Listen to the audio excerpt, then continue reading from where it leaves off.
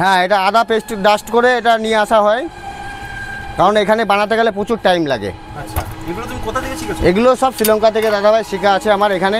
পৃথিবীর কোনো জায়গায় আপনি এই শরবত খেতে পারবেন না, শুধু শ্রীলঙ্কা যেতে হবে, না তো এই সমুদ্র করে আসতে হবে। তাই? হ্যাঁ, এটা চ্যালেঞ্জ দিলাম আপনাকে। চ্যালেঞ্জ? হ্যাঁ, একদম চ্যালেঞ্জ দিলাম। এই যে আর একটু লেবু দেবো। আপেল সাইজ লেবু? হ্যাঁ, আপেল সাইজের লেবু, খুব সুন্দর।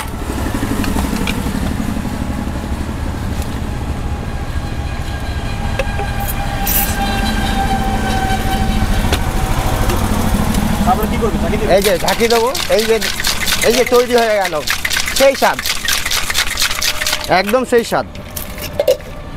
আচ্ছা, দাম কত আছে? দাম মাত্র 20 টাকা। এটা আপ ডাউন করে দামের ওপরে, যখন আদার দাম কমে যায় তখন আমাদেরও দাম কমে যায়।